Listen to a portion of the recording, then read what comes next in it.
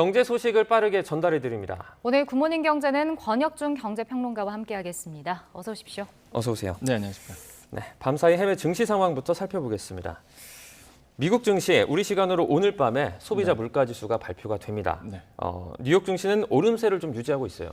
네, 맞습니다. 실제 3대 증시 지수가 다 올랐는데요. 일단 다우지수 같은 경우에는 0.71% 상승을 했습니다.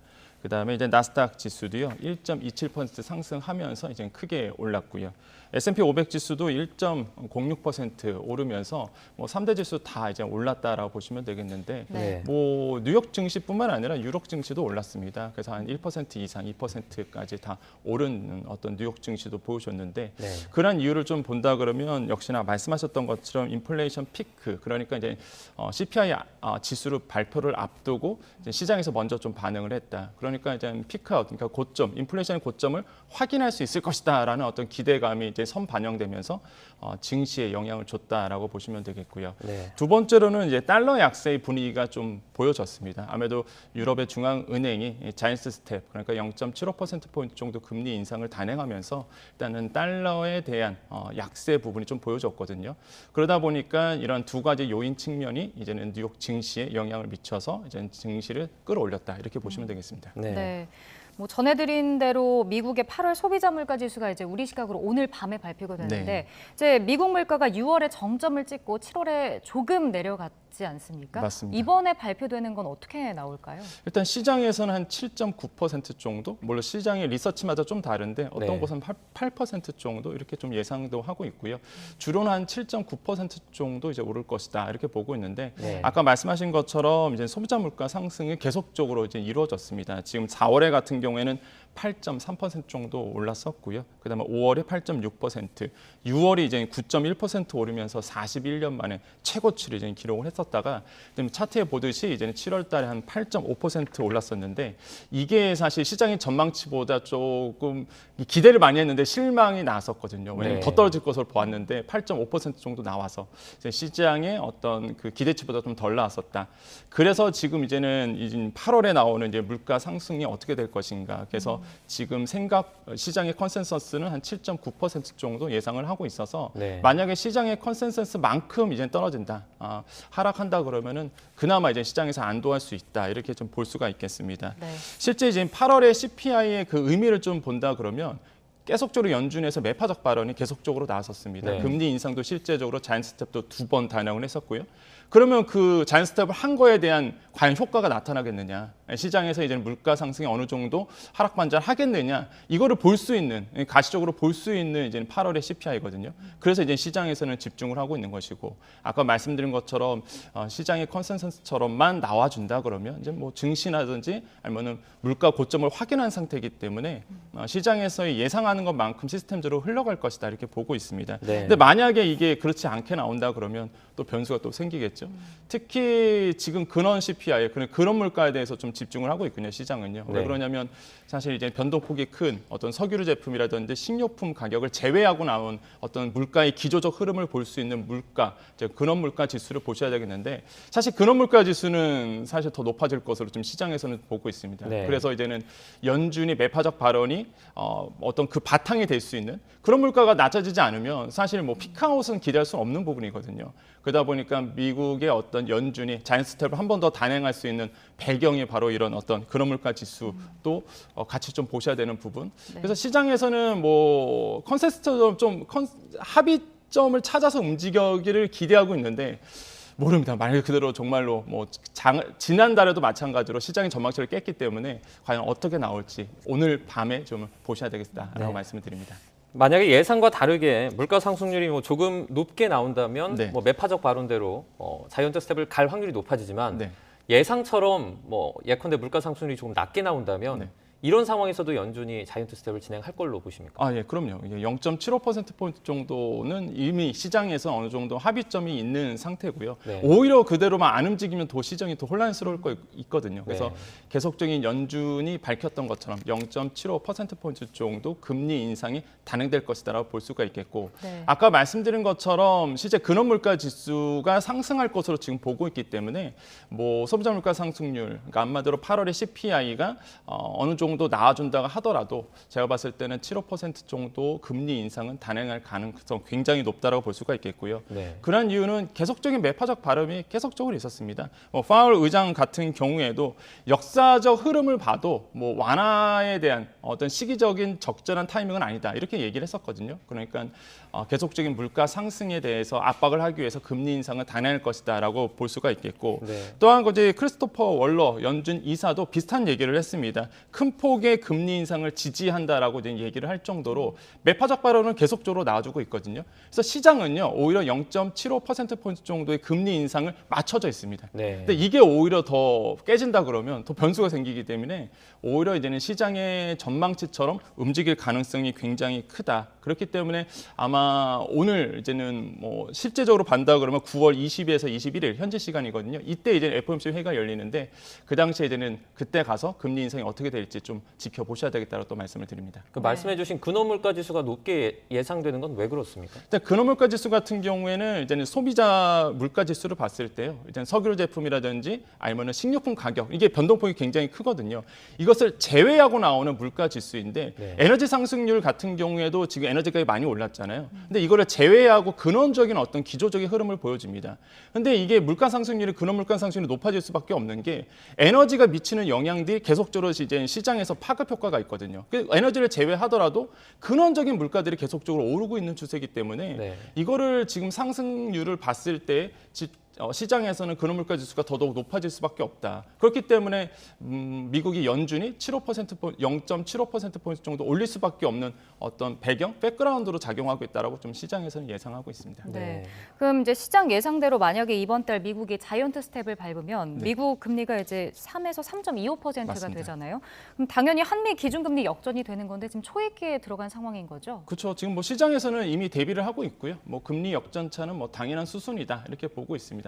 말씀하신 것처럼 일단 이번에 만약에 미국이 0.75%포인트 정도 자이언트 스텝을 단행한다 그러면 네. 미국 금리의 상단이 3.25%에 이르거든요. 네. 우리나라 금리가 2.5%니까 그러면 이제 갭 차이를 본다 그러면 0.75% 정도 이제는 차이가 나버립니다. 네. 퍼센트 포인트 정도 차이가 나기 때문에 금리 역전은 어쩔 수 없는 상황이다라고 이제 보시면 되겠고요.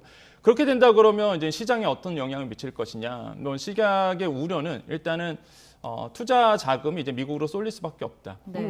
당연한 얘기입니다. 내가 돈을 가지고 있으면 금리 많은 쪽으로 당연히 돈이 흐르는 거는 당연하겠죠. 그러니까 달러 강세다 보니까 당연히 이제 미국 쪽에 투자하는 거는 당연한 수순이다. 그래서 지금 이제 투자 자금들이 이제는 미국 쪽으로 흐를 가능성이 더더욱 높아지고, 그럼 당연히 우리나라에 대한 원화 약세 부분은 계속적으로 높아질 수밖에 없고요. 네. 당연히 이제는 우리나라의 주식 시장에도 흔들릴 수밖에 없는 부분이기 때문에 역전 현상에 대한 우려 부분은 계속 높아지고 있고, 우리나라의 금융당국도 이거에 대비는 좀 하고 있는 편입니다. 그렇기 네. 때문에 이미 이제는 기정사실화된 부분이고 시장에서는 이거에서 대비를 하고 있고, 이런 상황에서 지금 흘러가고 있다라고 좀 생각을 해봅니다. 한국은행 같은 경우에는 여전히 자본 유출 가능성 낮게 좀 평가하고 있죠. 네네, 그렇습니다.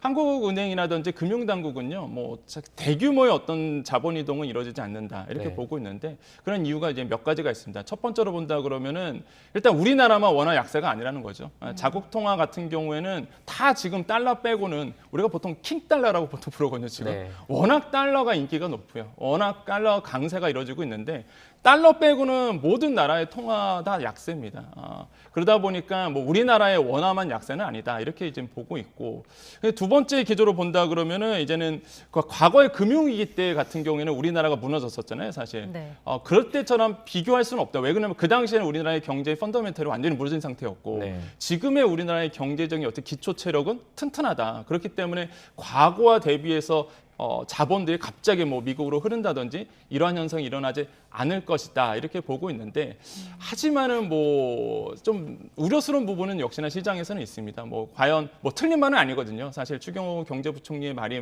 틀린 말은 아니겠지만, 그래도 이제는 외환 보유가 좀 줄어들고 있는 모습을 보여 있기 때문에 우려스러운 부분은 확실히 이제는 늘어나고 있다라고 생각을 해봅니다. 네. 네. 근데 지금 과거랑 비교했을 때 기초 체력이 튼튼하다라고 말씀해 네. 주셨잖아요. 근데 이게 과거랑 비교했을 때 한미 금리 역전 폭도 커지고 좀 네. 기간도 길어지면 그것도 좀 우려스러운 점 아닌가요? 그렇죠. 아무래도 과거와 다르다라고 보고 있지만은 또 시장에서는 아까 말씀하신 것처럼 우려스럽다는 표현이 외환보유가 좀 줄고 있습니다. 네. 이게 왜 그러냐면 7월 달에 기준으로 7월 말 기준으로 본다 그러면 우리나라 외환보유고는 세계 9위 정도 돼요. 그래서 안전하다 이렇게 생각이 들 수가 있겠지만은 네. 8월 말로 오면 좀 얘기가 좀 달라집니다. 8월 말 같은 경우는 전달 대비해서 한 21억 달러 정도 감소를 했거든요. 그러니까 환율을 지키기 위해서 환율 방어에 나섰다라고 좀 표현할 수 있겠고 그러다 보니까 외환보유고가 좀 줄고 있는 부분이 있는데 뭐 우려스러울 정도로 줄는 건 아닙니다. 하지만은 이 지금 환율이 계속적으로 높아지고 있는 부분이 어떤 우리나라의 문제뿐만 아니라 이제 대외적인 문제가 더 크거든요. 뭐 네. 예를 들어서 석유 가격이 오른다든지 아니면은 뭐 강달러 지소가 계속되다 보니까 대외적인 변수가 끝나지 않는 이상은 환율 인상, 환율 상승 계속적으로 이루어질 수밖에 없기 때문에 네. 지금 뭐 그렇게 이제 우려스러운 부분이 나오는 거죠. 만약에 우리 문제였으면 우리가 좀 고치면 되잖아요. 네. 수정하고. 근데 이런 문제가 아니다 보니까 이제 시장에서는 대외적인 변수가 끝나지 않는 이상, 변하지 않는 이상은 계속적으로 환율이 오를 수밖에 없는 상황. 그래서 좀 우려스러운 목소리가 계속적으로 나오고 있습니다. 네. 네. 계속적으로 환율이 오를 수밖에 없는 상황인데 지금 환율이 거의 1,400원에 육박하고 네. 있습니다. 뭐 1,450원 뚫고 올라갈까요? 지금 얼마 전만 하더라도 1,400원 선까지 열려 있다 이렇게 얘기했는데 네. 지금 1,450원까지 열려 있다라고 말씀드릴 수밖에 없다라고 볼 수가 있겠죠. 그 정도로 환율의 가파른 인상, 계속적으로 환율 상승이 이루어지고 있습니다. 네. 차트에 보듯이요. 이번 연도 들어와서 우리가 환율이 1,187원 정도에서 시작을 했거든요.